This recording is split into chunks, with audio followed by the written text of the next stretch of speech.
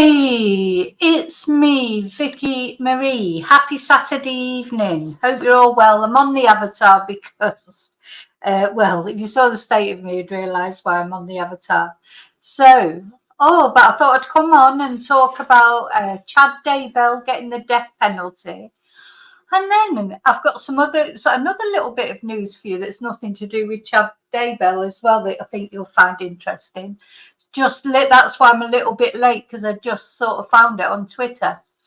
But first of all, as always, thank you so much for watching, liking, subscribing, being members, buying me Ko-fi, PayPaling, or sending a super chat, email, any nice comment, nice messages, any way you've supported my channel. Thank you so much. And that I'm just going to take that off now, the banner. Okay, so yeah, just as I was about to come on, I decided, I'll just have a look on Twitter. And of course, it's fatal. I don't think Elon Musk likes me, because I couldn't get on it for a while. I thought, oh my God, I've lost another Twitter account. Maybe it's because I keep calling it Twitter and I've never got used to calling it X. And it said I had to pass one of those tests, to prove I was a person. It was really complicated. Sometimes I hate it when they do that, when they say it comes on and it says, mark the squares that have got motorcycles in them or traffic lights. But this was more than that. You had to show what seat somebody would sit in if, they gave you these sort of like mysterious clues, and you had to put the person in the correct seat. Anyway, I managed to do it, and thank God, so I haven't lost another Twitter account. And then I'm just going to show you the little bit of news that I found on there. So I think you'll find this quite interesting. Let's have a look before we get into Chad Daybell. So Mr. Snowden has been selected as a parliamentary candidate for filed Conservatives. I knew this would happen because obviously he's lost his role as the police and crime commissioner. I don't know if filed, I'm going to have a look in a minute and see. I don't know if filed is a safe seat. I wouldn't have thought many of the Lancashire seats are safe, to be honest.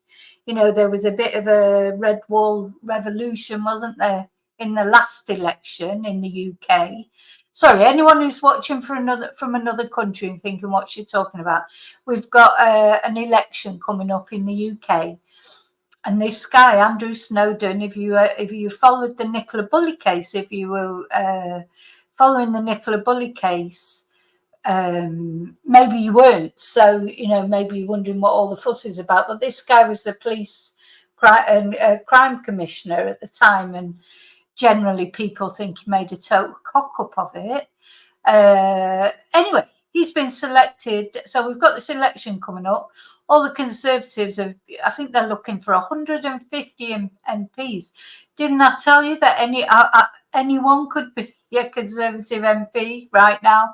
I think if I applied to be a Conservative MP, I'd probably get in, because they're desperate for MPs. They're completely desperate for them.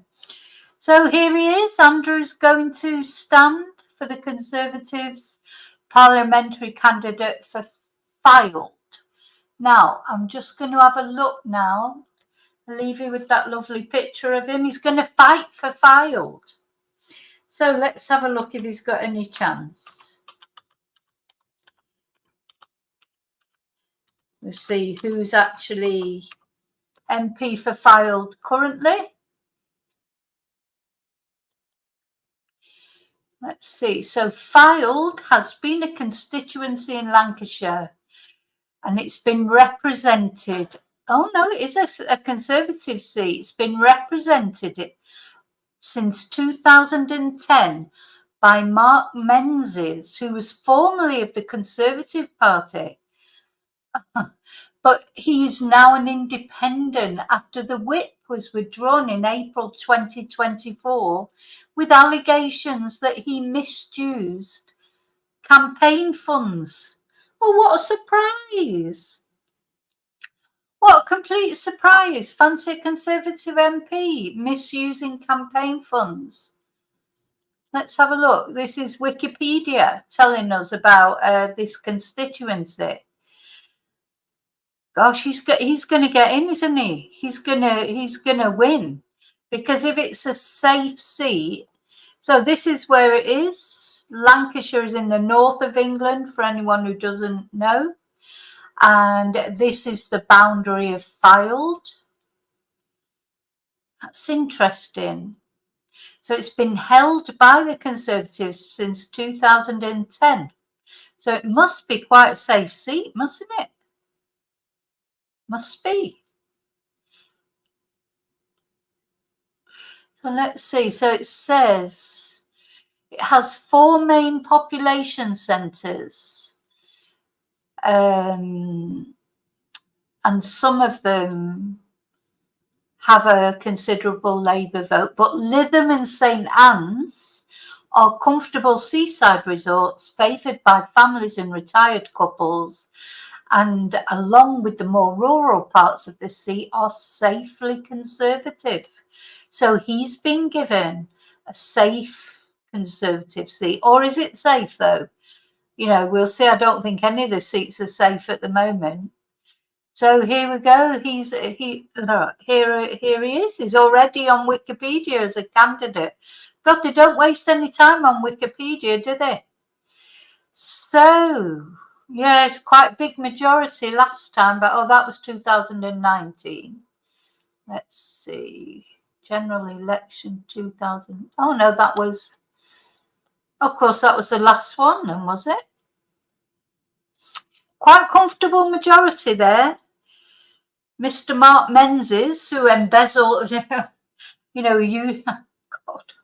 he had 28,432 votes, and Labour's Martin Mitchell had 11,821.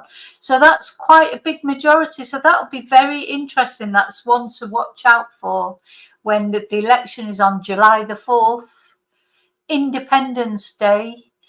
Oh my God. If Andrew is voted in, that'll be it. He'll be back on his Twitter. He's not been on his Twitter much. He used to do all his Twitter with his meals and the wine he was drinking and this, that, and the other, rubbing it in everyone's face who was going through, hard times. But not Andrew. He liked to let people know what he was up to and show them what a great time he was having. Totally tone deaf to the rest of the country. But anyway, got voted out as the police and crime commissioner. Wonder what will happen here. Will he win?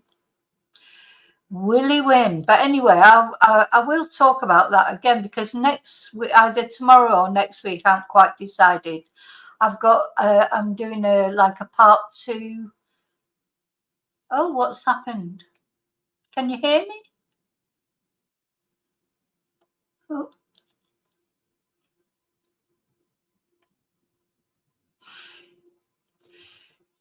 It says that my browser has lost connect. Can you hear me? Let me know if you can hear me, please, because it seems to have gone all quiet.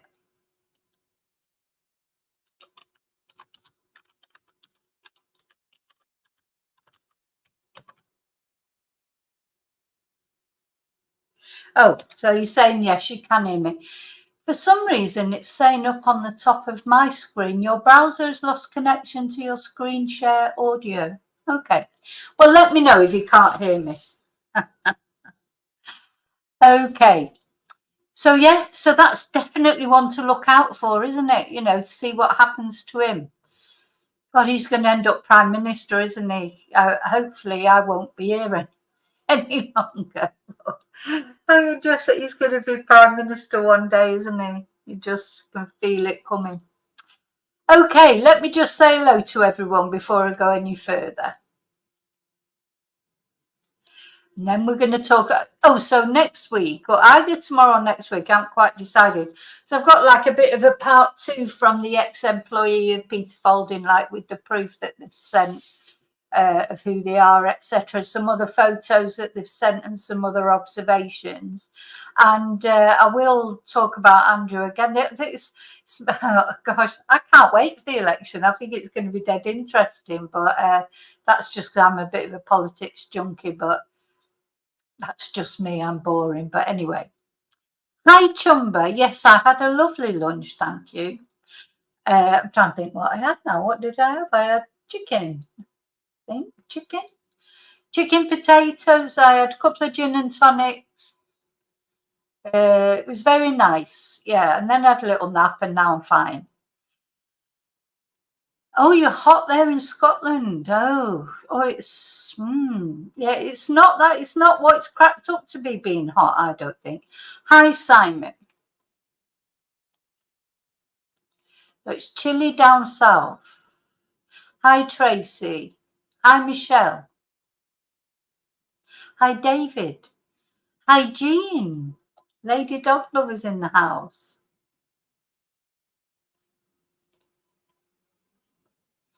Oh, Chum was enjoying it being hot. Hey, Rini. Hello. Long time no see on the live.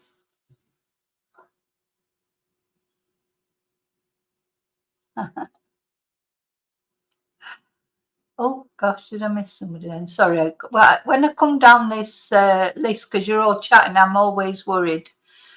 Yeah, are you a robot, Jean? So I had to prove again to Elon Musk I'm not a robot. I don't know what brings it on. He says, oh, we've had some strange, well, he didn't say, but, you know, Twitter says, we've had some strange activity on your account. I have no idea what they mean by strange activity.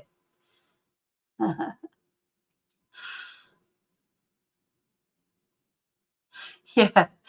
Yeah, shall I go and stand for the Conservative Party? Oh, well, they wouldn't have me, would they? But, yeah. Yeah. So there you go. You might have Andrew, if you live in Fylde. I don't know if I'm even pronouncing that right, but you might end up with Andrew Snowman as your MP. Hi, Charlie. Yeah, we miss the swingometer, don't we? I'll do a swingometer on the night. Shall I try and do a swingometer? I would definitely be live on election night, definitely, or, you know, when the results start coming in. I'm looking forward to it. And I'll have to try and see if I can work out how to do a swingometer.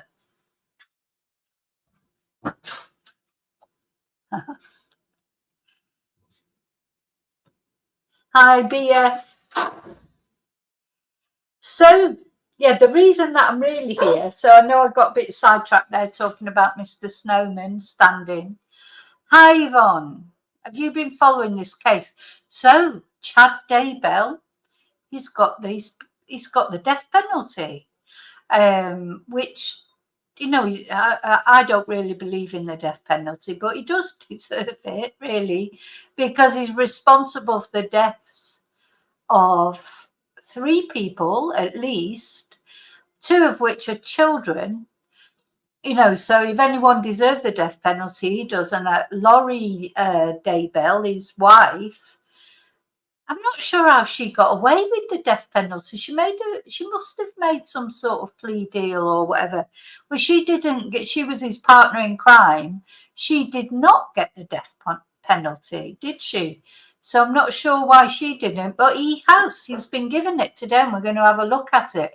Let's just have a look at the case now. I don't know if I mean, I have done videos on this case, but I don't know how much you know about this case or not. But let's just refresh your memory of this case, because it's one of those that you could not make up. You know, if you made it up, there they are. There's Chad Daybell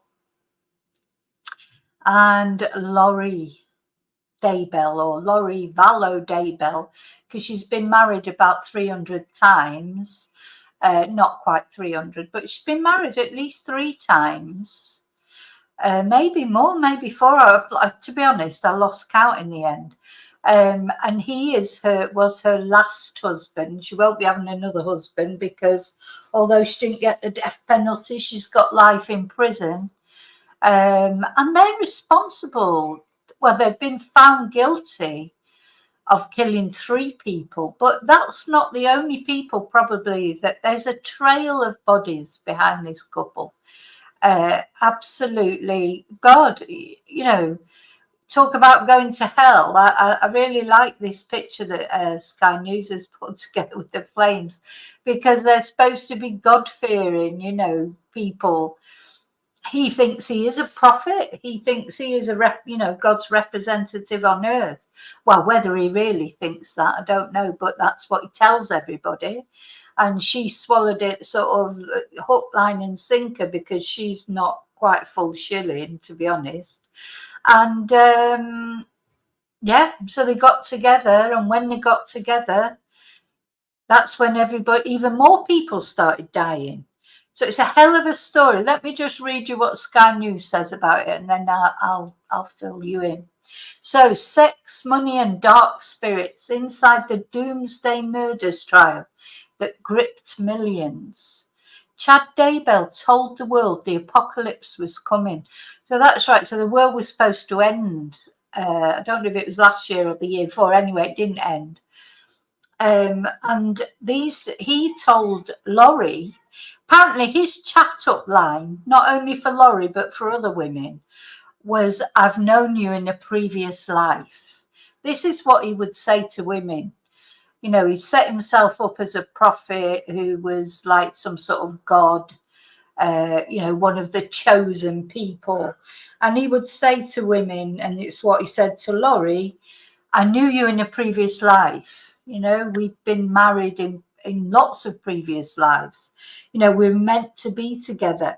It's like that sort of, I don't know if you've seen The Mummy, the film The Mummy, put these sort of bits in there that are a bit like that, where they keep getting reincarnated to sort of different times, but they still end up together. And that's basically what he told her. And she believed it because, she was very strange. Well, she still is, because she's still alive, but she's a very strange woman. So, so he told the world the apocalypse was coming, and 2 years later, 5 people were dead. And he had jetted off to Hawaii with his mistress, Laurie Vallow. And they actually went off to Hawaii while her children were missing. Her 2 children, Tylee and JJ, they were missing. The whole world was worrying where they were. And she jetted off to Hawaii with him, and they got married on the beach. And they were singing and dancing on the beach, and all the time her children were buried in his backyard. So he's now been sentenced to the death penalty. Self-styled prophet Chad Daybell told the world the apocalypse was coming and spoke of dark spirits, but prosecutors said he lusted for sex, money and power. Now, I do believe that Laurie, as daft as it seems, I think she really believes it all. I don't think he believes it all. I think it was just his way of, getting women and getting money and stuff. I don't think, he knew. I think he knew exactly he wasn't really a prophet. But I think Laurie did genuinely believe it.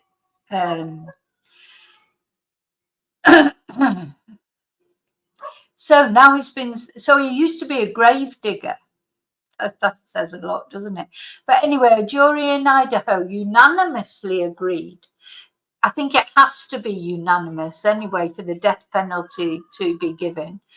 And they did unanimously agree that imposing the death penalty would be a just resolution to the case. And in 2017, Daybell wrote in his book that Doomsday, in the shape of a huge earthquake, was coming. And 2 years later, 5 people in his life were dead, including 2 children. And over the course of 2 murder trials, a web of lies and dark beliefs surrounding Daybell and his lover, Laurie Vallow, has been revealed. Both have now been found guilty of murdering 2 of Vallow's children, and Daybell was also convicted of murdering his first wife, Tammy. So Laurie Daybell has got 2 dead husbands behind her. He's got 1 dead wife, and now the 2 children as well that are dead. And then another person who's dead, who we don't really know what happened to him, is Laurie's brother, Alex. Now, Laurie's brother, Alex, it's thought that he was like her hitman, that he had an unhealthy obsession with Laurie, even though she was his sister. And it's thought that he likely, well, he definitely killed one of her husbands, but he got away with it really in self-defense. And then another of her husbands died mysteriously as well. So, and it's thought that he probably had a hand in killing the children, and maybe even helped to kill Chad Daybell's wife, Tammy. But he's dead because he had a heart attack. Or did he though? Did he though? Did he have a heart attack, or did Chad and Laurie kill him? Do you know, this is it. So everyone's dead. The only 2 left standing are Chad and Laurie, and he'll be dead soon.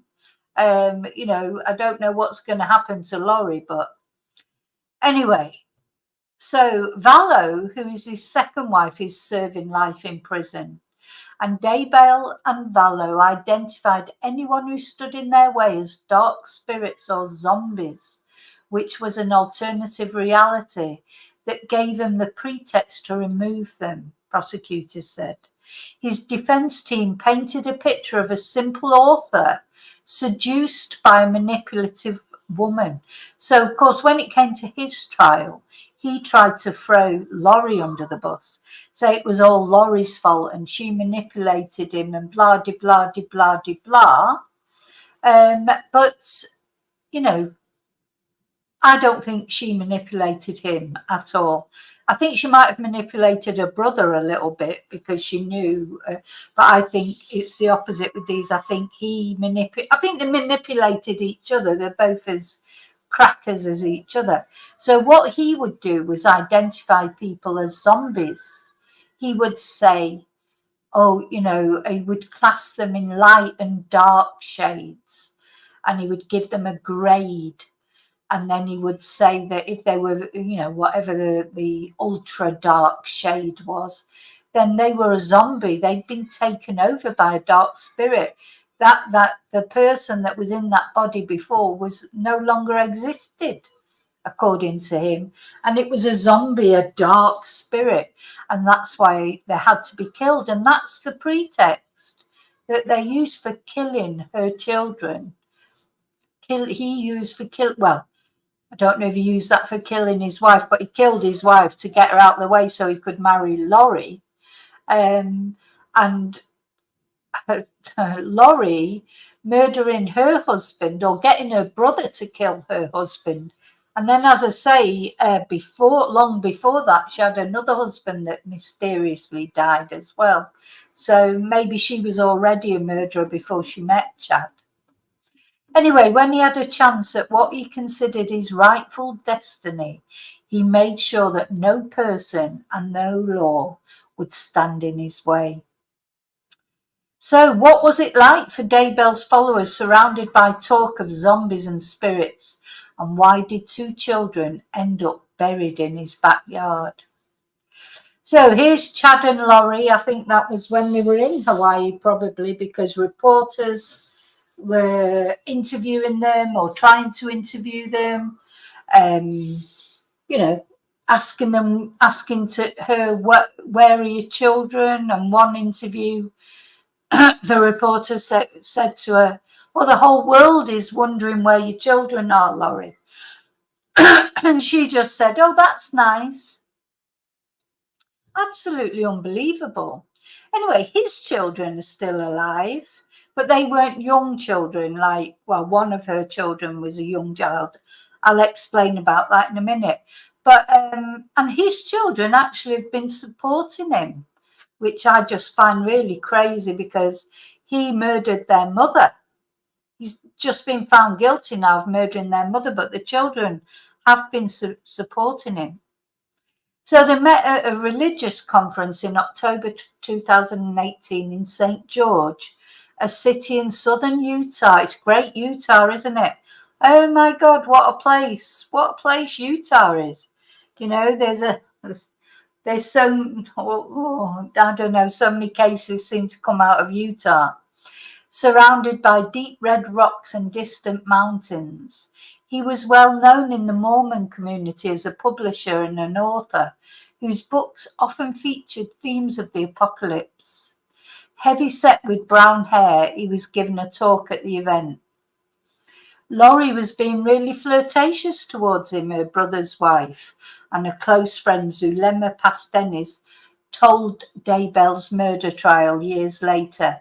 She was really putting the moves on him.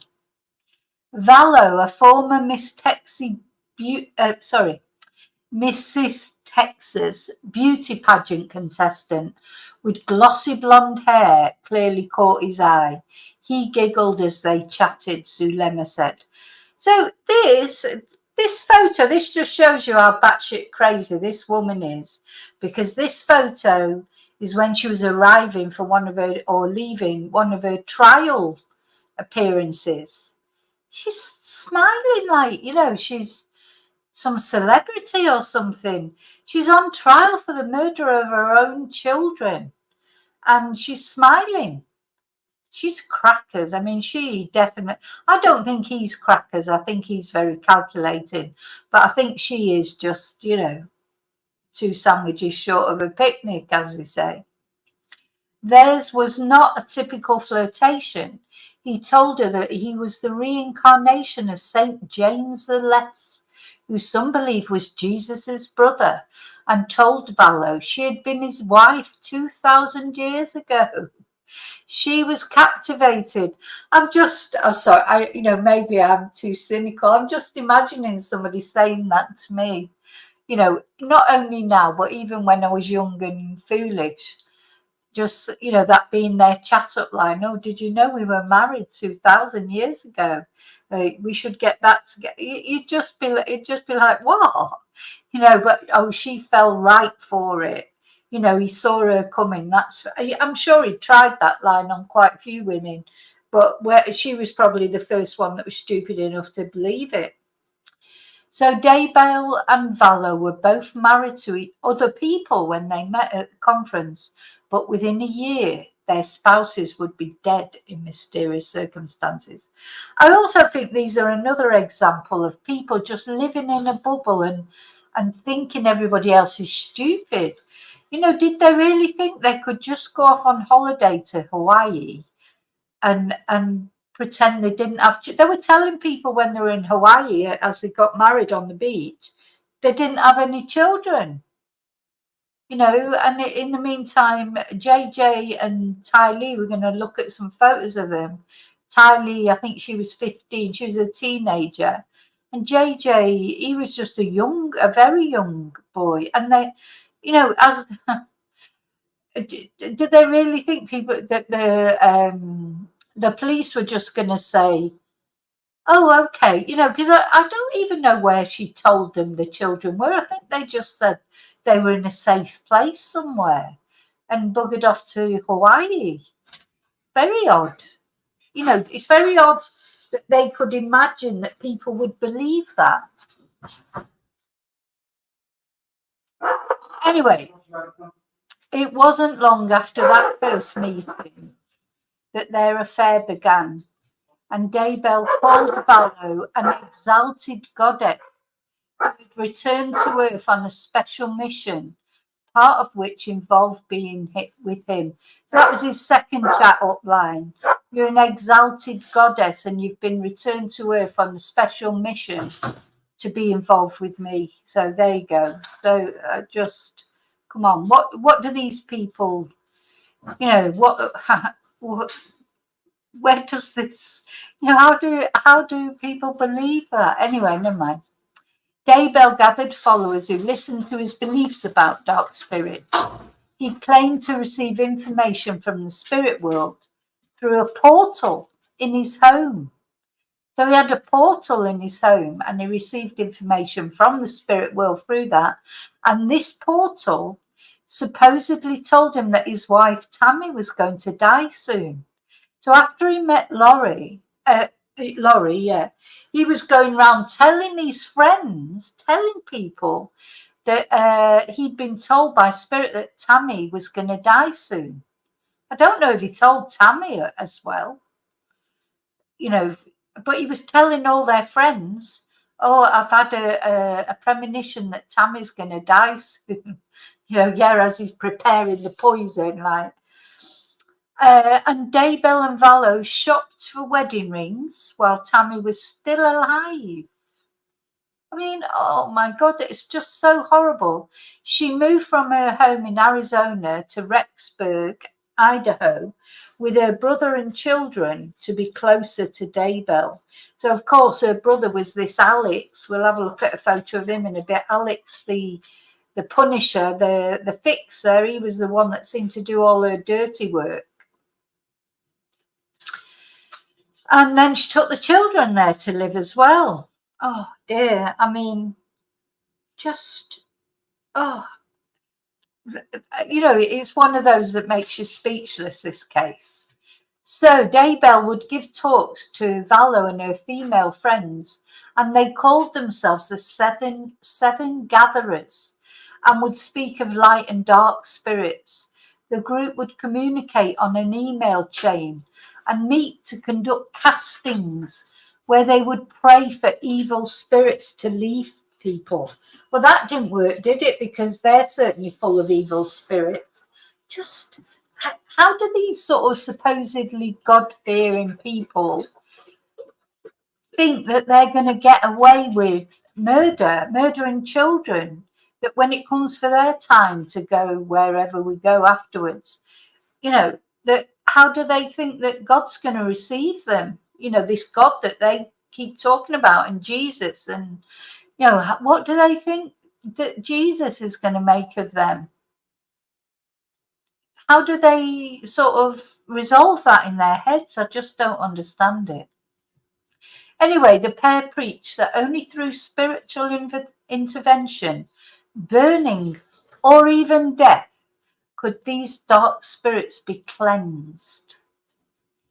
They identified those who stood in the way of their dream as dark spirits or even zombies, Prosecutor Rob Wood told the trial. They dehumanized people who stood in their way and were labeled as obstacles. So, yeah. So Tylee Ryan, who is Laurie's 16-year-old daughter, and 7-year-old son, Joshua J.J. Vallow, the search for them went on for months, but they were finally found in Chad Daybell's backyard. One of them was buried in the pet cemetery there. And I'm not even going to go into the condition their bodies in and what they'd done to them, or whoever had done it. You got to hope that maybe Laurie wasn't there at the time. I don't know, but I think it was definitely Chad and probably her brother that had something to do with it. Little JJ was still wearing his pajamas. And he was covered in, his face was covered in duct tape. I mean, it's just disgusting. And Tylee, who is Laurie's biological daughter, Tylee Ryan, she was dismembered. Now, JJ, he was not Laurie's biological son, but he was her adopted son. He was her husband, Charles Vallow, who's one of the bodies that's been sort of left behind, the one that was, Charles was killed by Laurie's brother and then sort of got away with it because saying it was self-defense. He and Laurie had adopted JJ, who was the child of one of Charles's relatives, because the parents couldn't cope for whatever reason. I don't know what the full reason was. JJ had some issues. He was autistic, but you know, I don't think it was because of that that they gave him up. I think it was more like financial issues, and maybe they just weren't in a very good place. Anyway, so they've given JJ away, thinking he'd be safer, like with Charles, Vallow, and Laurie. And of course, then Laurie arranged for Charles to be murdered, and poor JJ was just left at the mercy of Laurie and Chad. Who, you know, Laurie was supposed to be his mum to all intents and purposes, and Tylee, Laurie was her mum. Just disgusting, really disgusting. And Tylee's dad, who was another husband, he died in mysterious circumstances. You know, no charges have ever been brought, but he died in mysterious circumstances also. So when they say here the first to die was Charles Vallow, Laurie Vallow's fourth husband. Oh, so she's had 5 husbands altogether. That's not actually true, because one of her other husbands died, but that was before she met Chad. He was labelled as dark by Daybell. He was shot and killed in July 2019 by his wife's brother, Alex Cox, although he was never convicted because he claimed self-defense. Just terrible. Anyway, Charles had been to the police many times and said that his wife threatened to kill him and believed she was a god, but nobody was listening to him. You know, it's sad, isn't it? So it's with, he was terrified of her. I mean, he was a big guy, Charles, you know, and he told the police that he felt his life was under threat. But, you know, the trouble is, what can they do? They can't, suppose they can't just arrest her for being crazy. I don't know. Anyway, 2 months after his death, 2 of Laurie Vallow's 5 children vanished. I didn't know she had 5 children. I know her son, actually, I didn't have 5 children, did she? I didn't think she had 5 children. Let me just, I've got to check that, because I thought she just had one other son. But I could be wrong.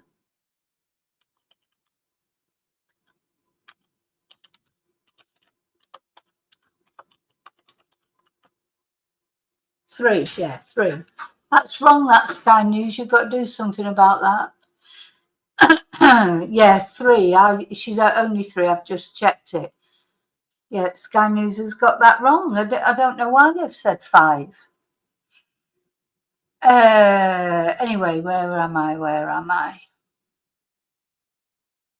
So yeah, 2 months after his death, 2 of Laurie Vallow's 3 children vanished. Now, her oldest son, he's lucky he was older, because otherwise he probably would have gone as well. He was living independently. You know, because if he would have been living there with them, I'm sure he would have been the next one on the list.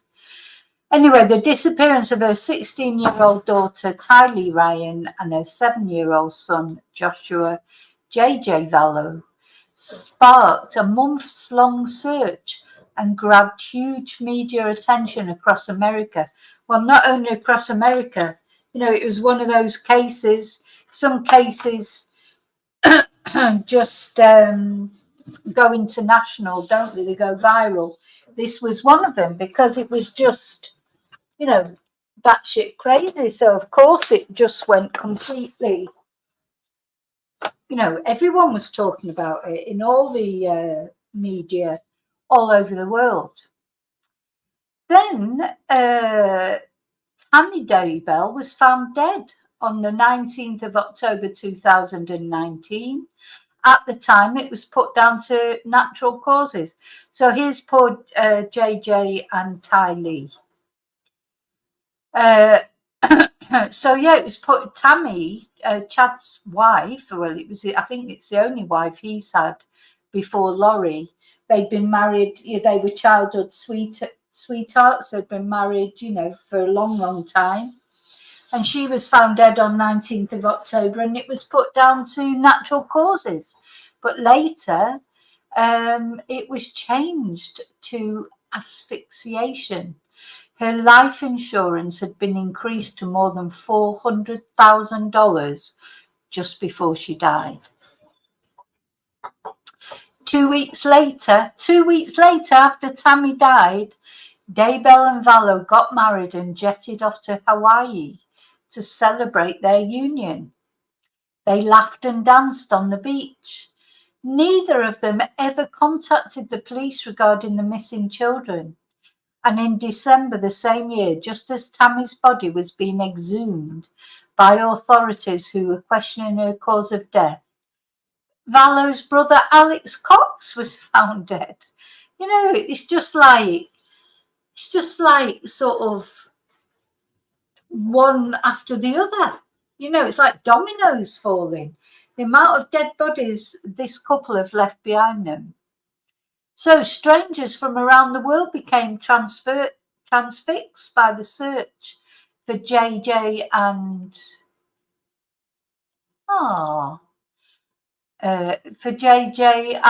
Tylee, and the growing questions about Vallow and Daybell's doomsday beliefs only made the story spread further. This is where they were dug up. Salem in Idaho. Salem, that's where the witches were, wasn't it? This is when they were looking for the human remains, and they did find them there. Jean, you're all coming over, are you, for a I better get a big bottle then, hadn't I? I better get a big bottle of wine in. Yeah. Or some Buckfast. Thank you, Jean. That's very kind. Thank you so much. Okay, I'll just take that off. Gracias, amiga.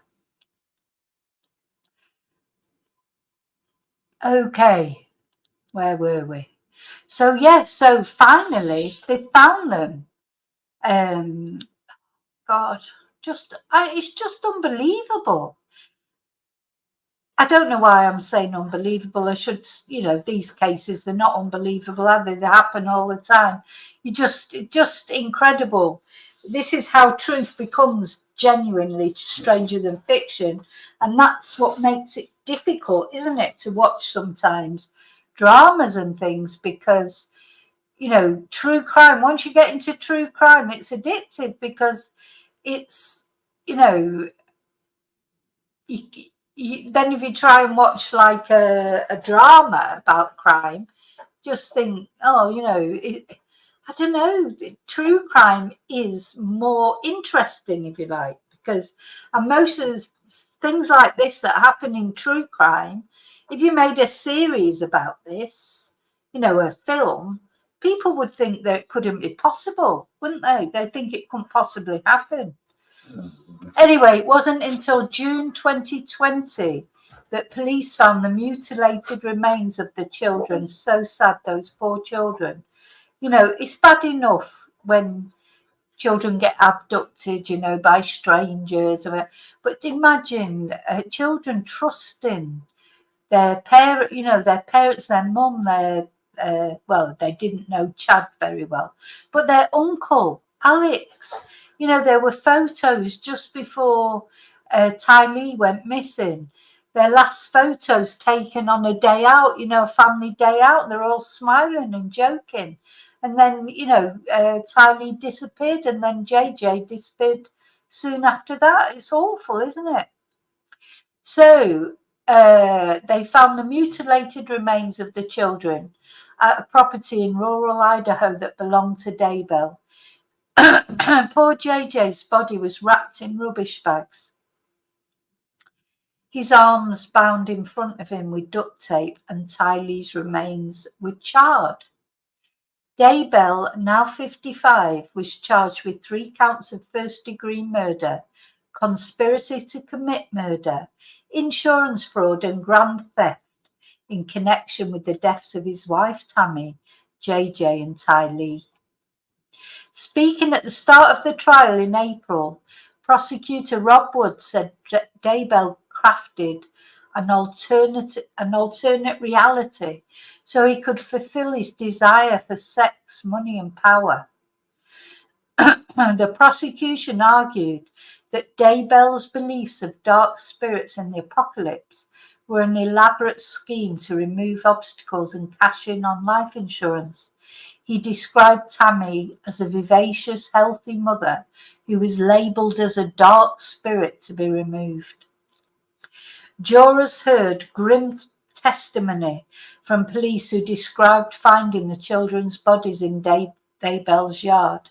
And I watched some of the, the courts, the trial has been televised. I watched some of it. I didn't watch all of it, but because it was on every day, The police were traumatized. The police that found them, they were traumatized by finding children's bodies in the condition that was found in. They were visibly upset as they were giving evidence. The police, don't even know them, and they were upset. But this was done by those children's mother, and uncle and mother's boyfriend at the time. So jurors heard grim testimony from police who described finding the children's bodies in Daybell's yard and read dozens of phone records and messages between Daybell and Vallow. The pair said that JJ and Tylee were zombies, and Daybell allegedly told her in one message that there is a plan being orchestrated for the children. Yeah. So she knew what was going to happen. Terrible. Let's just have a look at some more photos of them. Hang on. So we are going to hear the death penalty verdict. We're going to hear what Nancy Grace has to say about it. Anyway, here are some more photos of these poor kids. Just beyond belief, isn't it? And this is Tammy, if we can see. I think you'll be able to see that in a minute. That's Tammy, Chad's wife. She did nothing wrong. She'd been a loyal wife to him. Now here on this picture here, that's Tammy Daybell, Chad's wife. There's JJ and there's Tylee.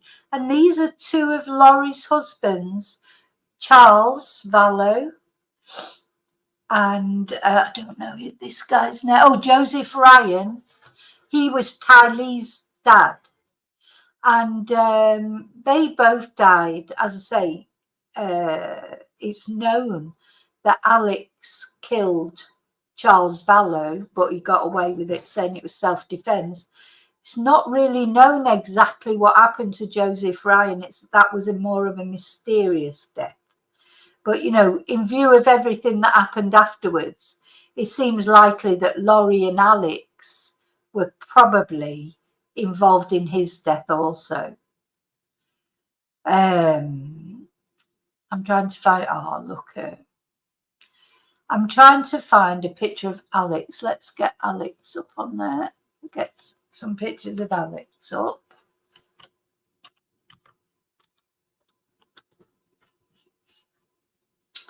Oh God, I've forgotten what his second name is. Hang on.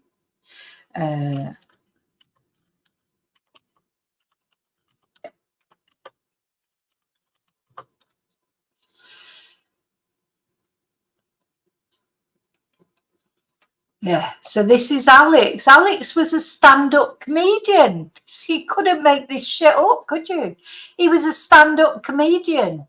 He actually made some jokes about in his show about losing his brother-in-law or something like that. But he's just a nutter.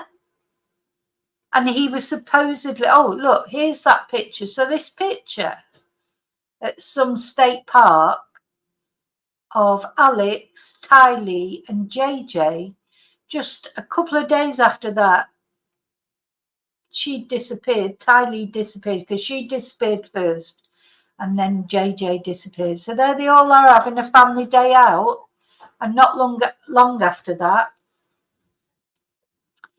those children were dead. Now, this is Laurie's family. This is Laurie's mum here. And Laurie's family in the beginning, they would not have it. They would not, when Laurie was first arrested, they could not believe that Laurie could have had anything to do with her children being murdered. You know, they thought she was a really good mum. And it took them a long time to accept, you know, when all the evidence was presented, they finally had to accept that Laurie was involved and that she had been involved in killing her children. So yeah, here's Alex, but he's no longer with us. He's no longer with us. Well, there was also a sister who died. That's right. There was also one of Laurie's sisters died in mysterious circumstances. You know, the list goes on and on. That's probably what this is. Yeah. Her sister, Stacey Cox Cope, she died mysteriously. They don't know what happened to it, you know, why she died. Do they? Let's have a look. Let me. You know, death just follows this woman around. At the end of the day, death follows Laurie around. You know, a sister, two of her husbands, her children. Just seeing if I can find out about what exactly happened to her sister.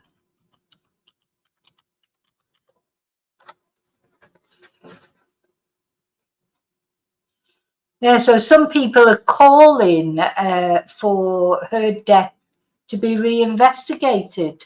She was 31 when she died in 1998. Yeah, and it was mysterious, a mysterious death. So what do they know about it? There must be a cause of death somewhere. Oh, and then there's her daughter, the sister who died, Stacey, her daughter, Melanie, somebody tried to kill her husband, Brandon, in a drive-by shooting. So, you know, and it's thought that it was probably Alex, Laurie's brother. You know, so there's even more going on. I don't suppose they'll investigate any further now. At the end of the day, she's got life imprisonment. He will have had nothing to do with those things because that was before she met him. So I doubt if those things will ever be investigated thoroughly. But so yeah, so let's have a look at the actual verdict now. Let me find it.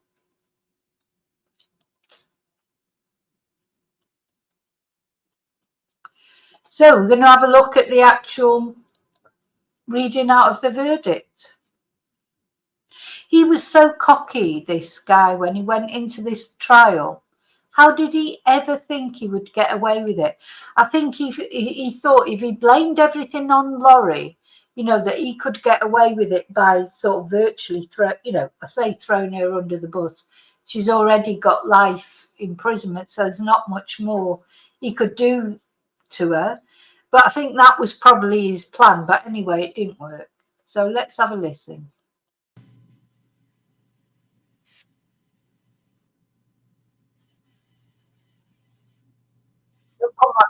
They're just waiting to start.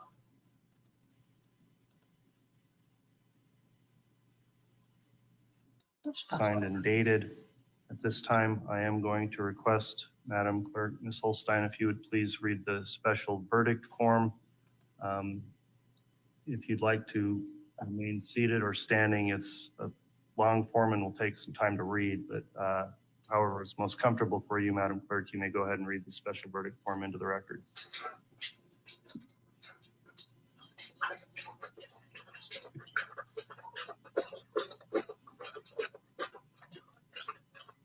In the District Court of the 7th Judicial District of the State of Idaho, in and for the County of Fremont, State of Idaho plaintiff versus Chad Guy Daybell defendant. Case number CR 22211623, special verdict. Part 1. We, the jury, render the following verdict on the alleged statutory aggravating circumstances. 1. Has the jury unanimously found that the state has proven beyond a reasonable doubt the existence of the following aggravating circumstance? The murder of Tylee Ryan was committed for remuneration, or the defendant employed another to commit the murder for remuneration or the promise of remuneration? Yes. 2. Has the jury unanimously found that the state has proven beyond a reasonable doubt the existence of the following aggravating circumstance? The murder of Joshua Jackson, hereinafter J.J. Ballo, was committed for remuneration, or the defendant employed another to commit the murder for remuneration or the promise of remuneration? Yes. 3. Has the jury unanimously found that the state has proven beyond a reasonable doubt the existence of the following aggravating circumstance? The murder of Tamra, hereinafter Tammy Daybell, was committed for remuneration. Look at the lawyer just looking straight ahead. I just got the impression right through this trial, the lawyer just thinks he's a piece of shit anyway. You know, many times we talk, don't we? How can these defense lawyers, how do you defend someone like Chad Daybell, you know, with his murdered children?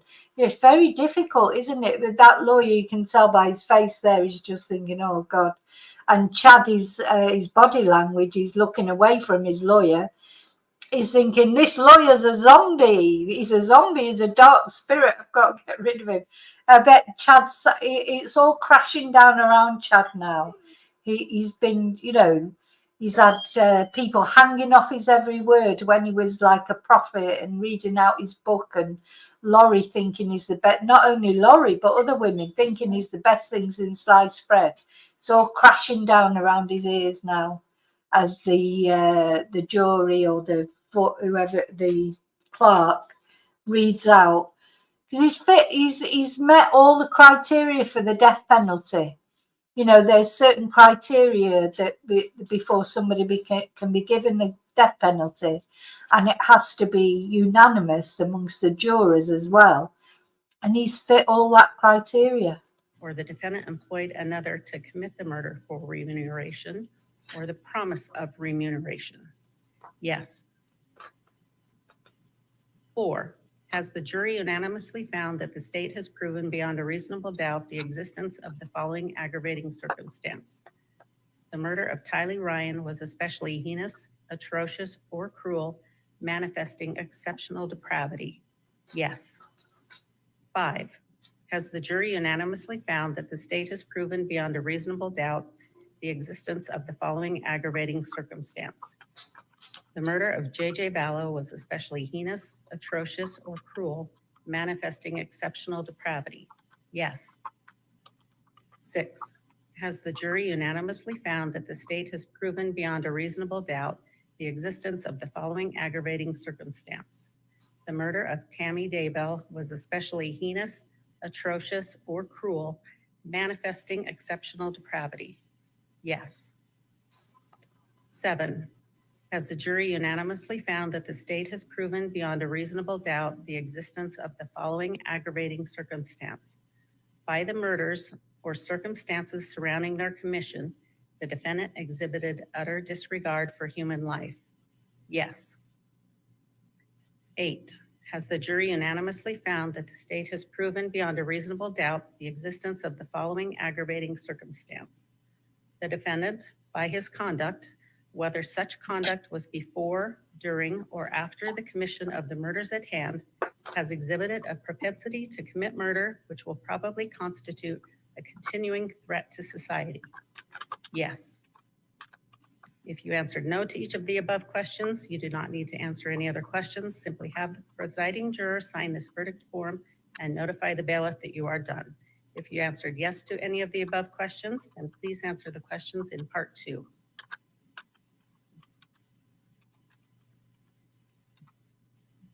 Part 2. We, the jury, render the following verdict on the weighing of all mitigating circumstances against the statutory aggravating circumstances. You are to only answer the following questions for those statutory aggravating circumstances for which you answered yes in part 1. 1, with respect to the statutory aggravating circumstance that the murder of Tylee Ryan was committed for remuneration, or the defendant employed another to commit the murder for remuneration or the promise of remuneration, we unanimously find that when weighed against this aggravating circumstance, all mitigating circumstances are not sufficiently compelling to make imposition of the death penalty unjust.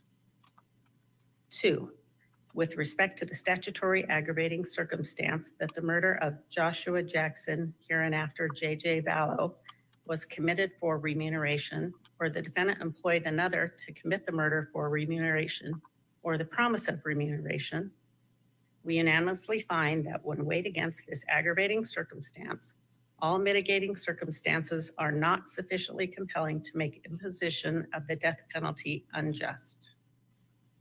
3, with respect to the statutory aggravating circumstance that the murder of Tamara, hereinafter Tammy Daybell, was committed for remuneration, or the defendant employed another to commit the murder for remuneration or the promise of remuneration, we unanimously find that when weighed against this aggravating circumstance, all mitigating circumstances are not sufficiently compelling to make imposition of the death penalty unjust. 4, with respect to the statutory aggravating circumstance that the murder of Tylee Ryan was especially heinous, atrocious, or cruel, manifesting exceptional depravity, we unanimously find that when weighed against this aggravating circumstance, all mitigating circumstances are not sufficiently compelling to make imposition of the death penalty unjust. 5, with respect to Did we lose the mic? 5, with respect to the statutory aggravating circumstance that the murder of J.J. Vallow was especially heinous, atrocious, or cruel, manifesting exceptional depravity, we unanimously find that when weighed against this aggravating circumstance, all mitigating circumstances. We need a new mic. Okay, we're going to get a separate mic. Thank you.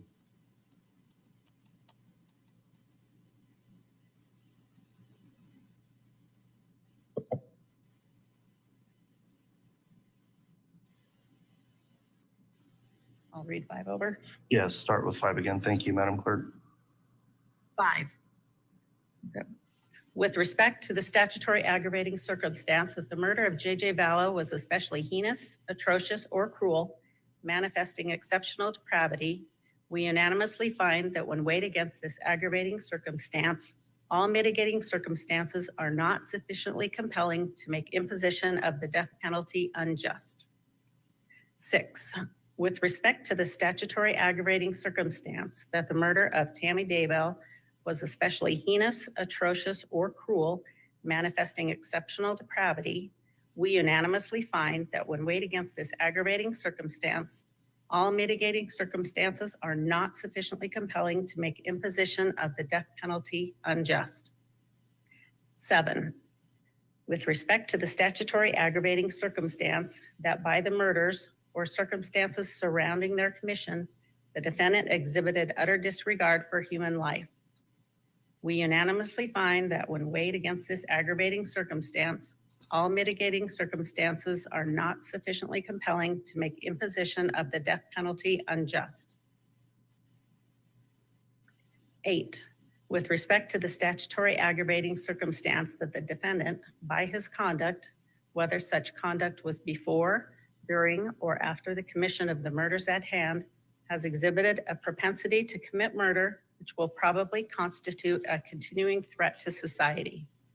We unanimously find that when weighed against this aggravating circumstance, all mitigating circumstances are not sufficiently compelling to make imposition of the death penalty unjust. Once you have completed part 2, please have the presiding juror sign this verdict form and notify the bailiff you are done. dated this first day of June 2024 and signed by the presiding juror. All right, thank you very much, Madam Clerk, for reading through the verdict form. Ladies and gentlemen, the court will note that given the complexity of this special verdict form, just I think in fairness to all those in attendance, including in particular victims and the parties, the layman's explanation of this verdict is that the jury has made a finding that it would be appropriate to impose the death penalty as it relates to counts 1 through 6 in the amended indictment. And so pursuant to Idaho Code 192515, the court is directed that the defendant would be sentenced to death on those counts. The court will take up a concluding sentencing proceeding. I also have additional counts of insurance fraud. I've discussed with counsel moving forward in a consolidated hearing. The court's proposing that we do that this morning, waiving the right to a pre-sentence investigation report under Criminal Rule 32A. Before I get there, just let me ask at this time of the jurors, is this your true and correct verdict that's been rendered in this case?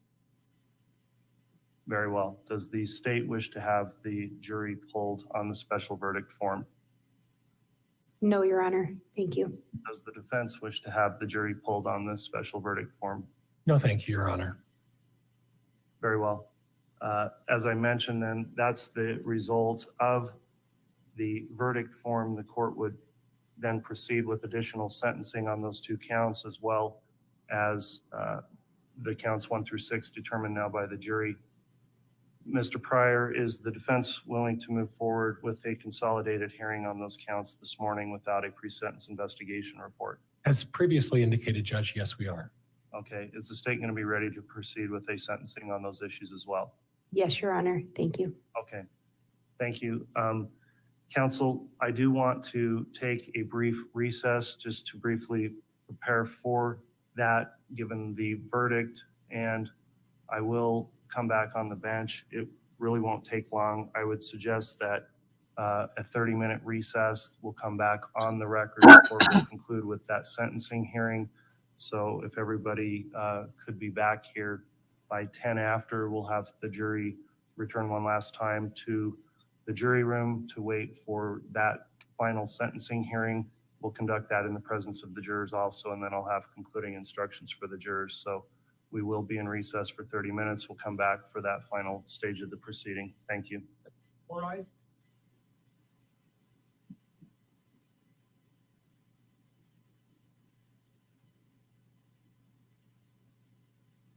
Well, so there you go, Chad.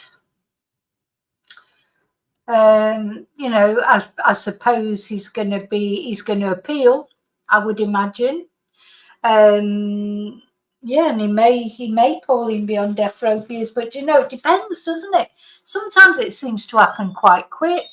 I don't really understand why some people end up on there for years and other people it don't seem to. Maybe it's when they don't appeal, or maybe because he's bound to appeal, but he won't get anywhere, right? Because I mean, it's just the clearest cut case of the death penalty, you know. Because I know, where is this? So this is Florida, where, because when Donald Trump was president, you know, just before he finished being president, he signed a load of death warrants, signed a lot of death warrants. There was a big hoo-ha about one of them in particular, because it was a woman who had murdered another woman for her baby. I don't know if you remember anything about that case, but she had a lot of mental health issues. You know, not that I'm excusing her, but you know, it wasn't as clear cut as some cases are, because anyway, Donald Trump just signed it and that was it. That was the end of her, and she was put to death for it. It hadn't been that long ago when it had happened. You know, and that Eileen Wuornos, she was put to death quite quickly, wasn't she? You know, the female serial killer. I think it's probably depends which state you're in, doesn't it? Or, you know, how quick or slow their system works. I don't know. But there was recently, you know, the death penalty is one of those things, isn't it? This sort of part of you agrees with it because, of course, when you hear about people, the horrible crimes that people commit, especially against children, it's hard not to, you know, support the death penalty in a way. But then, to me, I don't support it because I do believe it just makes the state just as bad as the murderer. But you know, but I know if it was my family, if it was one of my family that had been murdered, yes, of course, I think I would want it. So very difficult, I think. You know, she begged to be killed. Yeah. Yeah, so this maybe that's worth a video one day to look into the different things about the death penalty. And I don't know what the method of death penalty is in Utah or wherever this is being held, because there was a load of fuss not long ago, wasn't there? There was a prisoner killed. Was it by injection or something, and it didn't work properly, or what was that? Can't remember the details of it because I didn't want to read too much about it because I found it quite distressing. But it was, a murderer, and he was killed, but apparently it took him ages to die.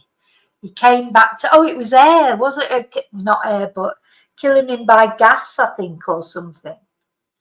It was horrible anyway, and it was barbaric, this case, Charlie, you know, from what I saw, what I read about it. As I say, I didn't look into it in any detail because I found it too distressing.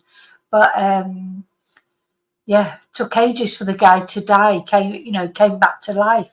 He'd already come back. He'd already had one attempt at killing this guy, and he hadn't died. So he had to go through it all again later on. It was horrible. It's really horrible.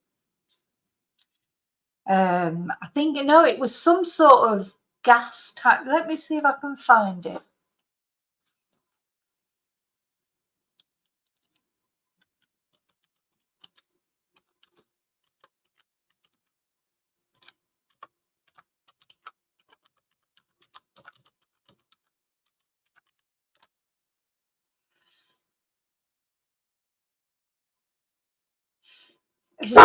Sorry, nitrogen hypoxia, and it was a guy in Alabama, I think. Let's have a look. Oh no, that's another guy. No, that's another guy. Sorry. Shh.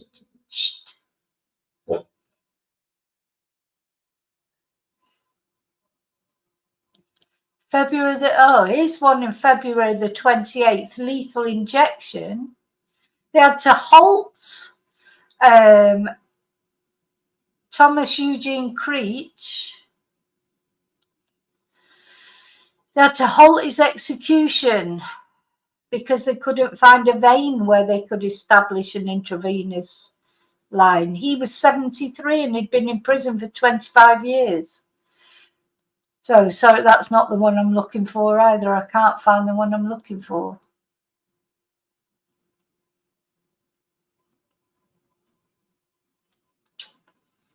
Try again.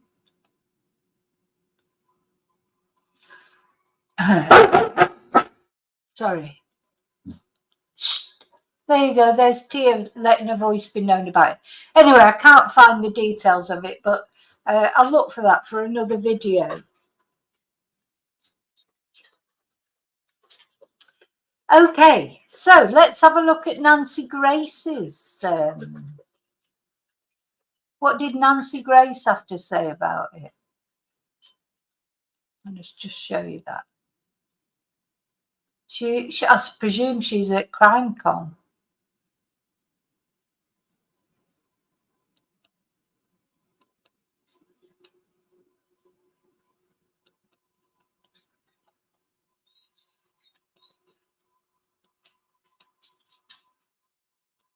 All right, here with the one, the only Nancy Grace. Your thoughts, Nancy? Chad Daybell guilty, all counts yesterday. I'd have to say, I'm not surprised at all. The evidence is overwhelming. Do you remember when the cops raided his place? He wasn't at all surprised. He basically called Cult Mom on the phone and went, "They're here." If cops were digging up my backyard, I would be raising HELL. And I'd want to know, why are you here? Why are you digging up my yard? He wasn't surprised because he knew it was in the backyard. And while I'm thinking about what was in the backyard, I want to remind everybody that JJ was 7 years old. Tylee was just 16. What was left of Tylee was a bucket of flesh. She had been rendered down like an animal at a slaughterhouse. This beautiful young teen girl dead and nothing left but a bucket of flesh. I'm not worried about what Chad Daybell's going through. And I haven't even started on Tammy Daybell. He had a premonition she was going to die. Wow, that reminds me of Scott Peterson. Boo-hoo, this is my first Christmas without my wife. And then suddenly it was.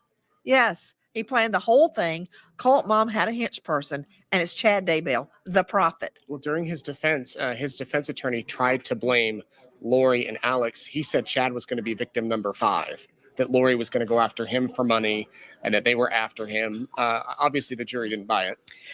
Listen, any juror that knew that Chad Daybell, the prophet's pickup line was, "Hey, me and you, we were married in a previous life. Let's go to the Motel 6. How could you trust anything that guy said? All right. Of course. I mean, did you ever doubt he was going to blame Cult Mom Lori Vallow? Here we are. We'll see what the sentence is. What do you predict, life or death? How long have they been out so far? Well, as of this taping, about 2 hours. I'm guessing one person's going to hold out for life. You think it'll be life? Oh. All right. I'm We'll not see. saying I agree with that. Oh, All I right. thought this Thank you, was a Nancy. reaction- Thank you, Always good to see the you. Nate. I thought this was a reaction to him getting the death penalty, but it's not. It's a reaction to him getting found guilty.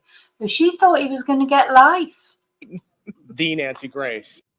I always thought he was going to get the death penalty, to be honest. You know, how could he not get the death penalty? Now, I wonder if I can find the reaction of Tylee's grandparents. I can feel I'm getting a little bit tired now, so I'm not very good when I'm tired. Let's see.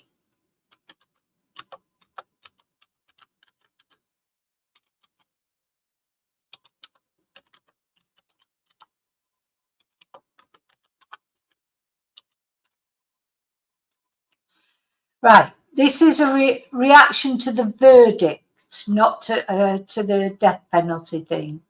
So JJ's grandparents, bless them, we're going to look at their reaction. I think.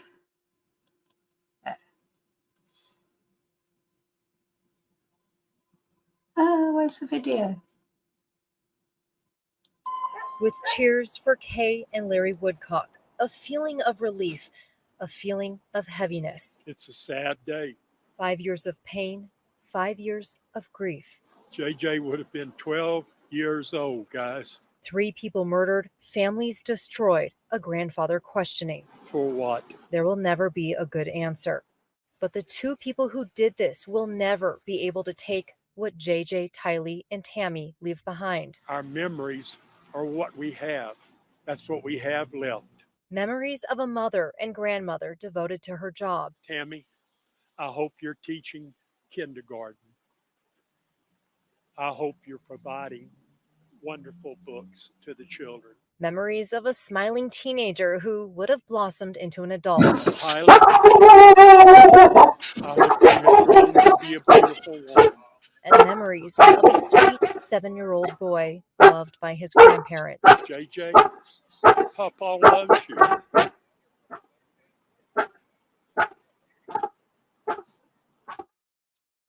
Right. Hey.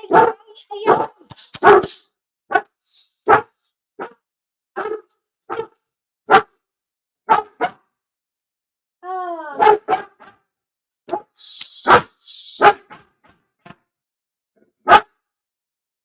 Right. Bad girl. So the banger's just gone off outside for some unknown reason. So what they're doing, they're setting a banger off at 2 minutes to 10 at night. What is that for? Is there football going on and someone scored? So, right, you've got to be quiet. Shush. Right, sorry, I'm going to go back on this now a bit because you missed that.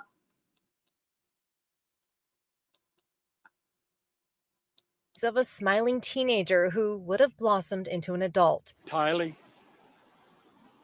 I hope you have grown to be a beautiful woman.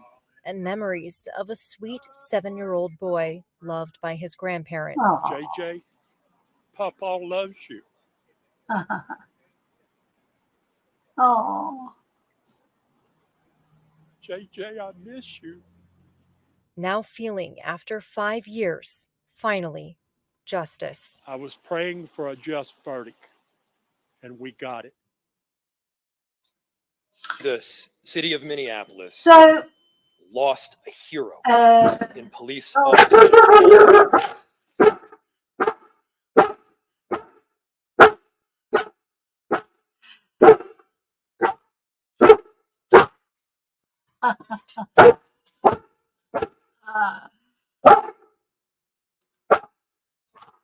Oh, that's why. Yeah. Real. Oh, yeah. All the bangers are going off. Unfortunately. So that'll probably go on all night. Dear. Shh. That's enough. So I think it's time that I finished off because those bangers will be good. If Real Madrid have won the Champions League, that'd be it. Be bangers all night. Okay, so sorry about that. It's probably got all your dogs going. Okay, so anyway, I did manage to get through at least the story before all that happened. So that's the story so far of Chad Daybell, and he's got the death penalty, and it's good. You know, as much as I don't agree with the death penalty, I think if anybody deserves it, it's him, because just the callous way, you know, 2 children like that. And like what Nancy was saying about poor Tylee just found in a bucket, just bits of her that were left and she'd been burnt, and, you know, just horrible. And poor little JJ was in his pajamas and he had duct tape all around his mouth. You know, what did they do to him? You know, so if anyone deserves the death penalty, it's probably Chad Daybell. So I don't really feel sorry for him. Having said that, I would probably rather that he stewed in prison, but he will stew in prison anyway. But he's going to, I wonder, he'll start panicking now because he thinks he's a prophet and he's a religious man and this, that, and the other. But he's going to find out now what God really thinks of him, isn't he? Okay, so night all. Thank you for being here. Thank you so much, Jean, for contribution. To get the wine in. Me, David, and Chumba are on our way. Yeah. One day, you never know. Maybe one day. Oh look, she's this dog now. She's sat next to me like as if and pouring me like as if saying, "Come on, you said you were finishing. You said you were finishing." Honest to God, my life is run by dogs. Yes, it is. You run my life, little madam. She's such a madam. Anyway, thank you all. I'm going night, and I'll see you tomorrow probably at some point. Thank you so much for being here with me. And as always, till I see you again. Oh, and don't forget to press the like button. please don't forget to press. And if you're watching this and you're not subscribed, why not? Please consider subscribing. Okay, night all.